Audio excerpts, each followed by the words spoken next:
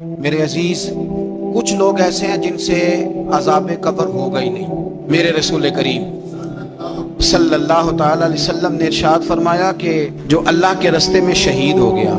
یہ سنن نسائی میں موجود ہے، اسے عذاب قبر نہیں ہوگا، بلکہ ایک حدیث میں تو فرمایا حساب کتاب بھی نہیں ہوگا، اللہ بغیر سوال جواب کے جنت عطا فرما دے۔ کچھ لوگوں کو لوگوں کی بخشش پہ بھی مسئلہ ہی بنتا ہے کہ کوئی بخشا نہ جائے۔ اور ایک صاحب کہہ رہے تھے جی یہ کیا معاملہ ہے کہ جمعے کو بندہ مر گیا یا فلانا ہو گیا تو اس سے حساب کتاب نہیں ہوگا، اتنے بڑے جرم لوگوں نے کہ اتنے پاپ، اور جمعے کو مر گیا تو بخشا جائے گا۔ تو میں نے کہا جرموں کا بھی اسے حساب اللہ لے لے گا، لیکن میاں حساب کتاب کی ڈیوٹی نہ اللہ کی ہے تو بہتر یہ ہے کہ اسی کے ہاتھ میں رہے، تو نہ اپنے ہاتھ میں لینے کی کوشش کر۔ سنن ترمذی کی حدیث، ہمیں پتہ نہیں کیا مصیبت ہے، ہمیں پتہ نہیں کیا مسئلہ ہے۔ ایک جنازے سے میں نکلا، آپ یقین کریں کبھی کبھی کلیجہ پھٹ جاتا ہے۔ میں ایک جنازے سے نکلا تو میرے ساتھ ایک بندہ جنازہ پڑھ کے نکلا تو کہنے لگا جی پیر صاحب دیکھیں آج کتنی دنیا آئی ہے، حالانکہ یہ بندہ اس طرح کا تھا، اس طرح کا تھا، اس طرح کا تھا۔ میں نے اسے کہا یار تجھے تو فکر ہی لاتی ہے کہ جنت میں چلا ہی نہ جائے، تو اس طرح کرنا جنت کے دروازے کے سامنے کھڑے ہو جانا ڈنڈا لے کے کہ میں نے نہیں جانے دینا۔ شرم آنی چاہیے ہمیں۔ اللہ فرماتے ہیں جنت اتنی چوڑی ہے جتنے زمین و آسمان، اس کی چوڑائی زمین اور آسمان کے برابر ہے، تو ہم تو اپنے علاوہ کسی کو جانے نہیں دینا چاہتے جنت میں۔ اور بس کریں،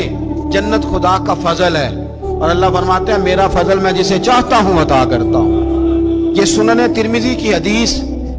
اور اس کے راوی حضرت عبداللہ ابن عمر رضی اللہ تعالیٰ عنہ،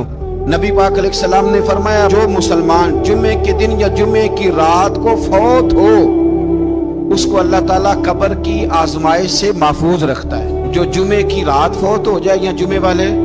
یعنی جمعے رات اور جمعے کی درمیانی رات چلا جائے یا جمعے والے، تو اللہ اسے عذاب قبر سے،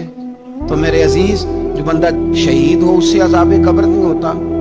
جو آدمی جمعے کے دن یا جمعے کی رات چلا جائے اسے بھی عذاب قبر نہیں ہوتا۔ اور میرے رسول کریم صلی اللہ تعالی علیہ وسلم نے فرمایا جو بندہ ایک دن اور ایک رات، یہ حدیث صحیح مسلم میں، سنن ترمذی میں، مصنف عبدالرزاق میں موجود ہے، ایک دن اور ایک رات اللہ کی رضا کے لیے اسلامی سرحد پہ پہرا دے۔ میں اور آپ سوئے ہوئے، لیکن وہ لوگ جو فوجی بارڈروں پہ کھڑے ہیں، دیکھو مدینے والے محبوب کس کس پہ کرم فرماتے ہیں۔ ساری عمر نہیں، 24-25 سال کی سروس نہیں، فرمایا ایک دن اور ایک رات اللہ کی رضا کے لیے جو اسلامی سرحد پر پہرا دے، مسلمانوں کو کافروں سے بچائے، رب اسے عذاب قبر نہیں دے گا، اسے اللہ تعالیٰ اپنے فضل سے معاف فرما دے۔ ایک رات اور ایک، آپ کیا سمجھتے ہیں کہ ان فوجیوں کی کوئی چھوٹی شان ہے، ان کا کوئی چھوٹا مرتبہ ہے؟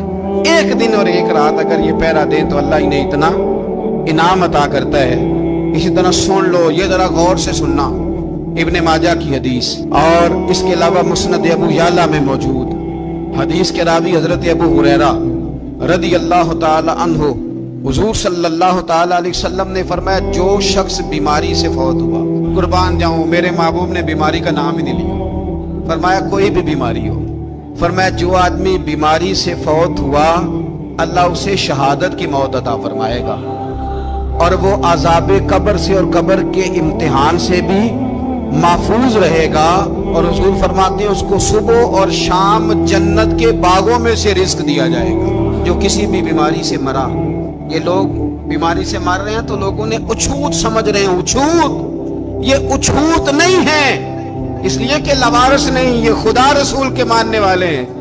تم انہیں اچھوت کہہ رہے ہو اور مدینے والے رسول انہیں شہید فرما رہے ہیں۔ حضور نے فرمایا جو بیماری سے مرے شہید ہے، وہ قبر کے عذاب سے محفوظ رہے گا اور جنت کے باغوں میں سے اللہ رزق دے گا۔ لوگ کہتے ہیں دیکھو جی بڑا تانگ ہو کے دنیا سے گیا ہے، تو اس بندے کو بھی عذاب قبر نہیں ہوتا۔ اسی طرح جو بندہ سورہ ملک پڑھتا ہے، سنن ترمذی میں حضرت ابن عباس سے روایت ہے کہ حضور صلی اللہ علیہ وسلم کے ایک صحابی نے ایک جگہ خیمہ لگایا تو وہاں سورہ ملک پڑھنے کی آواز آتی، کوئی بندہ پڑھنے والا نظر نہیں آتا تھا۔ جب حضور کی بارگاہ میں عرض کیا تو فرمایا وہاں قبر تھی اور قبر کے اندر بیٹھ کے میرا صحابی سورہ ملک کی تلاوت کر رہا۔ اگر ہمیں خسرہ نمبر یاد ہو جاتا ہے نا اپنی جگہ کا، اور ہمیں پتہ ہوتا ہے کہ میرے والا حصہ کتنے کروڑ کا ہے، اگر ساری کہانیاں ہمیں یاد ہوتی ہیں تو سورہ ملک بھی ہمیں یاد ہو سکتی ہے۔ موبائل پہ اس کو ریکارڈ کر لیں، پھر اس کو سنیں